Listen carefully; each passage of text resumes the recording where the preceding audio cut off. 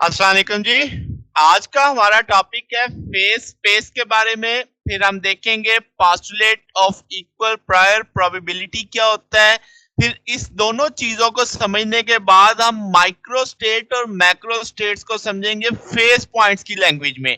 इससे पहले हम पढ़ चुके हैं मैक्रो स्टेट और माइक्रो स्टेट क्या होते हैं, मगर तब हमने उसे फेस पॉइंट्स के कंसेप्ट से नहीं समझा था। तो आज हम उसे फेस पॉइंट के कंसेप्ट से भी समझेंगे। तो शुरू करते हैं कि फेस स्पेस क्या है। जब हम क्लासिकल मैकेनिक्स की बात करते हैं तो पार्टिकल्स की जो पोजीशन है या उसकी जो मुकम्मल इंफॉर्मेशन है वो हम पोजीशन और मोमेंटम से बताते हैं। यानी अगर हमें ये दो चीजें पता हो तो हम उसकी कंप्लीट स्पेसिफिकेशन बता सकते हैं।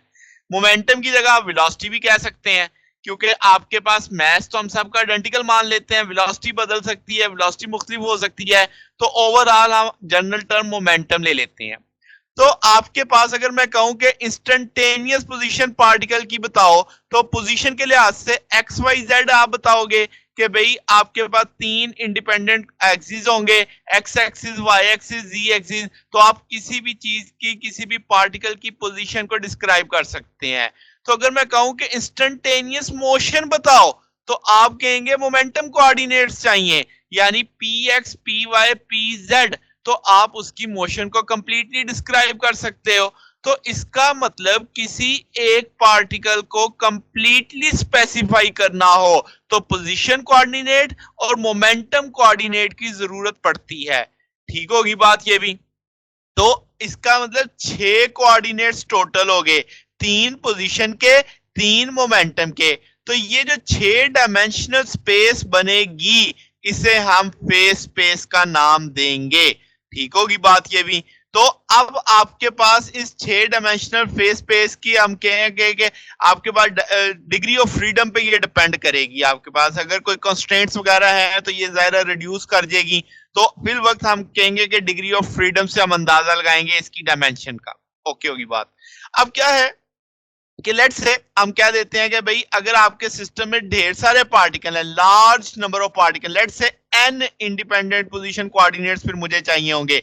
यानी जितने अगर एन पार्टिकल्स हैं तो एन वन आप उसकी पहले की position Q one, Q two, Q N तक लेके जाएंगे, और इसी तरीके से एन मोमेंटम कोऑर्डिनेट्स चाहिए होंगे। तो P one, P two, P N. तो टोटल एन आपकी पोजीशन के, टोटल एन आपके मोमेंटम के, तो टू एन हो गए कंबाइंड पोजीशन और मोमेंटम के, जो डिफाइन करवाएंगे phase space, two N dimensional phase space. ठीक होगी बात। तो इसका मतलब जितने पार्टिकल उतने को मल्टीप्लाई कर दो।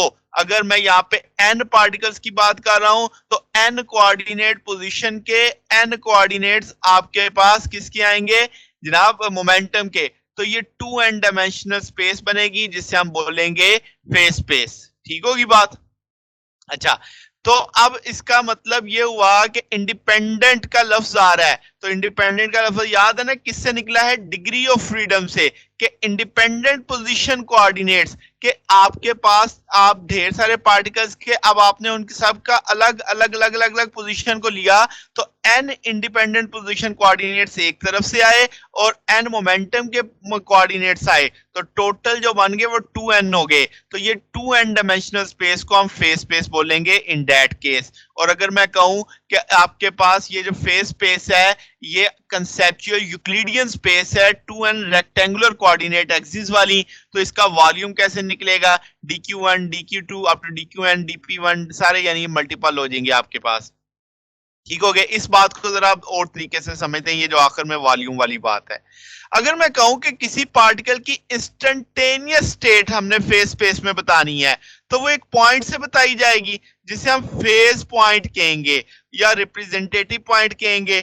ज्यादा हम लफ्ज क्या बोलेंगे? Face point. तो जब मैं आइंदा मुस्तकबिल में लफ्ज फेस पॉइंट बोला करूं तो आपके जहन में क्या आना चाहिए कि फेस स्पेस के अंदर किसी पार्टिकल की इंस्टेंटेनियस पोजीशन, यानी कि अगर मैं इसे सादा लफ्जों में बोलूं कि हर पार्टिकल एक पॉइंट होगा फेस स्पेस में जो उसकी एग्जैक्ट पोजीशन रखेगा, एग्जैक्ट मोमेंटम रखेगा एट पर्टिकुलर इंस्टेंट।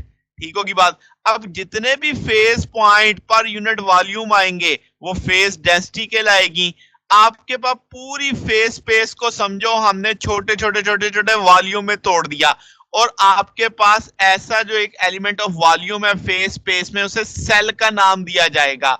तो फेस स्पेस अब कैसे समझनी है कि आपने क्या बना लिए, वॉल्यूम के टुकड़े कर दिए, और हर एक टुकड़े को आपने क्या नाम देना है, सेल का नाम देना है। अगर मैं कहूं एक सेल का वॉल्यूम बताओ मुझे, तो आप कहोगे dx dy dz dpx dpy dpz। अगर आप इसको थोड़ा सा तरतीब देके दिख लो तो ये dx dpx आ जाएगा, dy dpy आ जाएगा, dz dpz आ जाएगा, और मैंने लिखा ये h क्यूब के बारे में।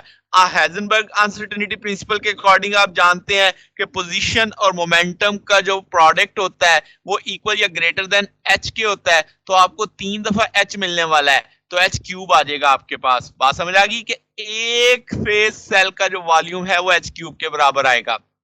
अब आपको फेस पॉइंट की भी समझ है, अब आपको एक वॉल्यूम ऑफ जो फेक फेस सेल है उसका वॉल्यूम भी पता है कैसे मालूम करना है। अब जो चीज है postulate of equal a priority probability, अब ये क्या कहता है कि आपने किसी फेस पॉइंट को मालूम करना है किसी सिस्टम में, किसी एक रीजन के फेस स्पेस के अंदर, तो उसकी जो प्रोबेबिलिटी होगी वो उतनी ही होगी जो किसी और रीजन जो उतने ही वॉल्यूम वाला है। यानी दो डिफरेंट रीजन है, उनके अंदर इक्वल वॉल्यूम के अंदर इक्वल प्रोबेबिलिटी होगी किसी फेस पॉइंट को फाइंड करने की।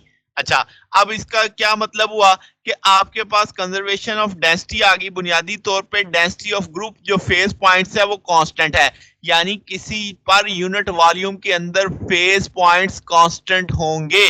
तो इसका दूसरा मतलब ये निकलता है कि आपके फेस पॉइंट यूनिफॉर्मली डिस्ट्रीब्यूटेड है, कि वहां पे कहीं पे कम कहीं पे ज्यादा नहीं है, तभी तो आपके पास डेंसिटी कांस्टेंट रह रही है।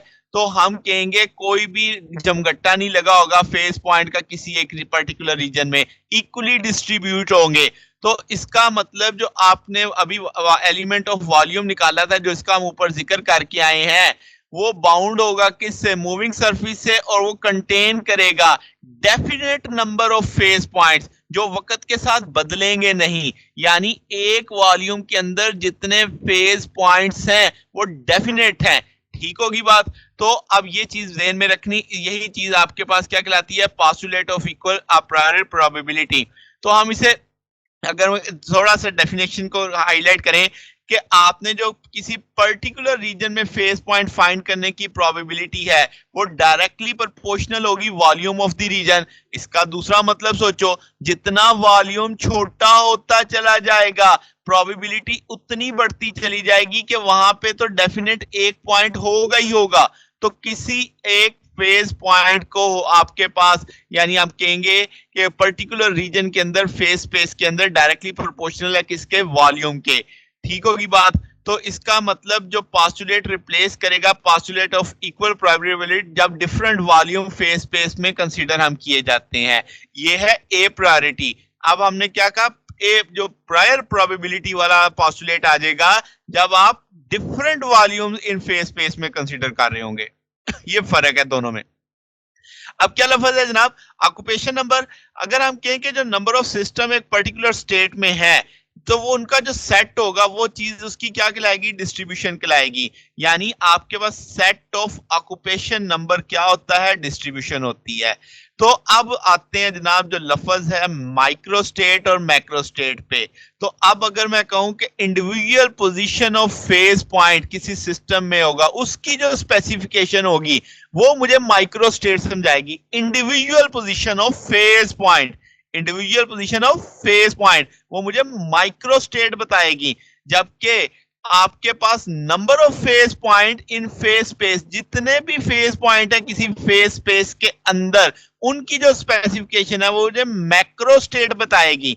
जैसे अब यहां पे आप देखो कि आपको एक px dx दिखाया गया है, आपने इस सारे स्टेटमेंट को क्या किया, डिवाइड कर लिया इंटरवल के अंदर, और ये जो वॉल्यूम होगा आपके पास ये एक माइक्रो स्टेट डिफाइन कर रहा होगा।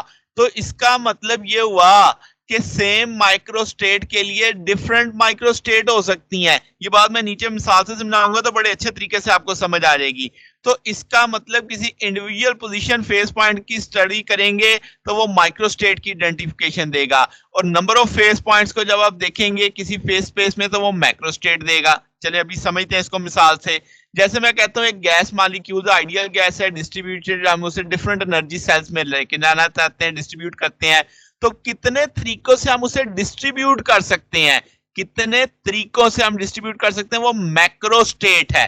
ठीक है, अब जैसे कि मैं फोर मॉलिक्यूल्स हैं, आइडेंटिकल है, डिस्टिंग्विशेबल है, तो हम उन्हें जो डिस्ट्रीब्यूट कर सकते हैं वो कैसे कर सकते हैं, दो खाने आपके पास सेल 1 सेल 2, तो 4 0 आप कर सकते हैं, यानी चारों मॉलिक्यूल एक खाने में दूसरे में 0, या तीसरे में एक में 3 एक में 1, दोनों में 2 2 आ सकते हैं, एक में पहले वाले खाने में 1 आ जाए, दूसरे वाले में 3 आ जाए, या पहले वाले खाने में 0 हो जाए, दूसरे वाले में 4 हो जाए। तो इसका मतलब इस तरह की डिस्ट्रीब्यूशन में जो मैक्रो स्टेट है वो कितनी होगी, 5। तो अब आपको ये लफ्ज समझ आ रही है, number of phase point in a phase space in each cell of phase space. ठीक है, तो अब हम देख के चलते हैं कि इसके ये बात आपको कैसे समझ आएगी।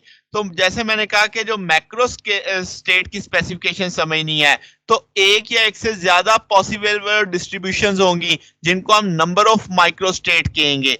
यानी कि माइक्रो स्टेट्स अब हम कैसे निकाल सकते हैं कि आपके पास डिस्टिंग्विशेबल मॉलिक्यूल्स हैं ए बी सी डी, तो जैसे मैंने कहा 4 0, तो ये तो एक ही है कि पहले वाले में लेट से मैं कह देता हूँ N1 में 0 है और N2 में कितने आगे 4, तो इसका मतलब पहले सेल में तो कोई भी मॉलिक्यूल नहीं होगा, दूसरे सेल में 4 होंगे। इसके तो यही ऑप्शन है, एक ही पॉसिबल वे है जो मुझे करना हो मुमकिन है। जब मैं कहता हूं 1 3, तो इसका मतलब अब आपके पास पहले वाले सेल में एक मॉलिक्यूल आ सकता है, दूसरे वाले में 3 आ सकते हैं। तो ये तो जस्ट मुझे डिस्ट्रीब्यूशन पता चल गई। अब फर्दर देखो, जो मैंने एक रखना है वो चारों में से कौन सा हो सकता है, वो ए भी हो सकता है, बी भी हो सकता है, सी भी हो सकता है, डी भी हो सकता है। अगर मैं ए रखूंगा तो बी सी डी दूसरे में आ जाएंगे, अगर मैं बी रखूंगा तो ए सी डी दूसरे में आ जाएगा, अगर मैं सी रखूंगा तो ए बी डी दूसरे में आ जाएगा। तो इसका मतलब आपके पास मैक्रो स्टेट आपको पता है 3 1, मगर फर्दर उसके अंदर जो पॉसिबल डिस्ट्रीब्यूशंस हैं वो हमें उसकी क्या बता रही है, माइक्रो स्टेट्स। तो आपके पास ये वाली माइक्रो स्टेट एक ही मैक्रो स्टेट के साथ कॉरेस्पॉन्ड कर रही है। ये जो चीज लिखी हुई थी ना कि मैनी डिफरेंट माइक्रो स्टेट्स में correspond to same macro state, तो अब बात समझ आई कि आपके पास ये 4 माइक्रो स्टेट है और ये एक ही मैक्रो स्टेट के कॉरेस्पॉन्ड है। बात ये चीज समझ जानी है आपके पास। अब हम बात करते हैं 2 2, जैसे आपके पास ये डिस्ट्रीब्यूशन है, तो अब इसका मतलब आपके पास सेल 1 में भी 2 आने चाहिए, सेल 2 में भी 2 आने चाहिए। तो माइक्रो स्टेट्स क्या क्या पॉसिबल है, ए बी 1 में आ जाए, सी डी 2 में आ जाए, ए सी 1 में आ जाए, बी डी 2 में आ जाए, ए डी 1 में आ जाए, बी सी 2 में आ जाए। तो इस तरीके से ये 6 मुमकिनात शामिल हैं। तो इसका मतलब मैक्रो स्टेट एक है मगर उसके अंदर माइक्रो स्टेट्स कितनी है, 6 हैं।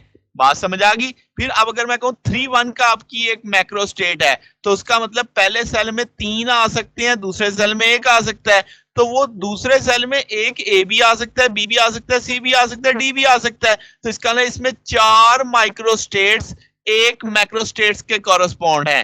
फिर सो ऑन सो 4 0 का मामला इस तरह आ जाएगा, सेल 1 में 4 आ जाएंगे और आपके सेल 2 में 0 होंगे।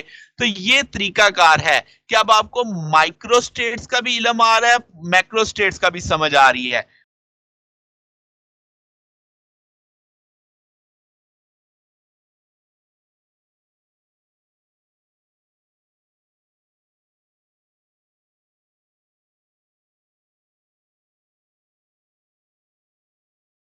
तो बात समझ आई। तो अब हमने फेस पॉइंट्स को भी समझा, फेस सेल को समझा, तो जनाब इक्वल प्रोबेबिलिटी को समझा।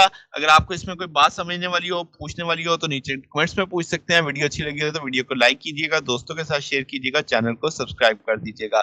अब तक के लिए इतना ही, बाकी इंशाल्लाह फिर नेक्स्ट देखेंगे। ओके, अल्लाह हाफिज।